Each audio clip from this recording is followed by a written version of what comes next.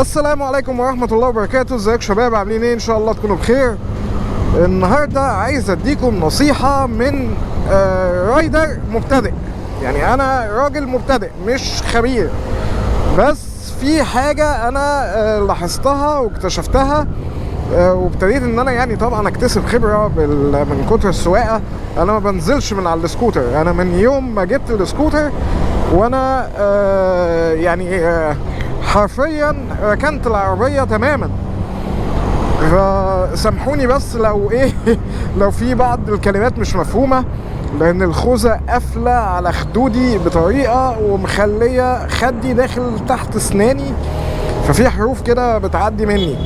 المهم ان حاجة حابب انصح بيها اي حد بيركب موتوسيكل، والناس اللي هي الخبيرة هتأمن على كلامي. يعني وانت سايق دايما لازم تكون شايف الطريق، يعني ما تمشيش ورا عربية.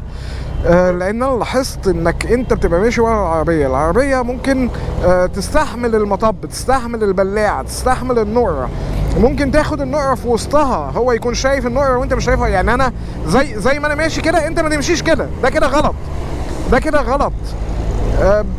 لان يعني بص، الطريق مليان نقر وبلعات والحاجات دي ما بتأثرش على العربيات، انما ممكن تقلبك انت حرفيا.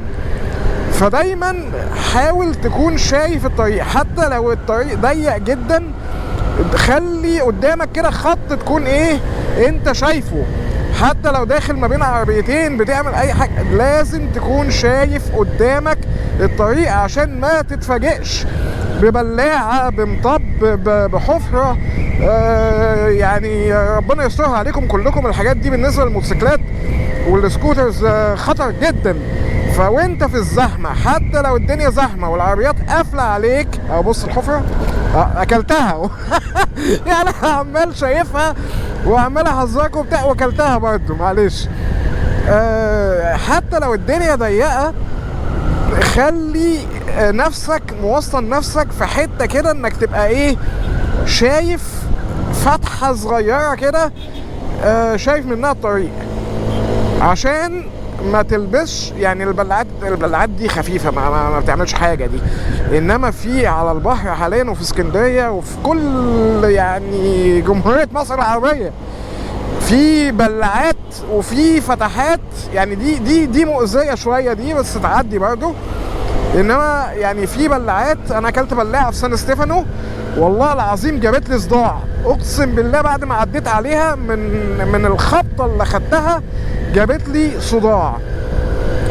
فربنا يستر طريقكم وخلوا بالكم. وانا يعني في القناة دي انا زي ما قلت لكم انا مش خبير، وما تاخدوش كلامي ان من حتة ان انا يعني راجل بعلمكم. انا راجل بشارككم تجاربي، واتمنى انها تكون مفيدة بالنسبة للناس اللي اقل خبرة، او حتى فيديوهاتي تكون ممتعة للناس اللي عندها خبرة. بشكركم جدا واشوفكم الفلوج الجاي ان شاء الله. مع السلامة.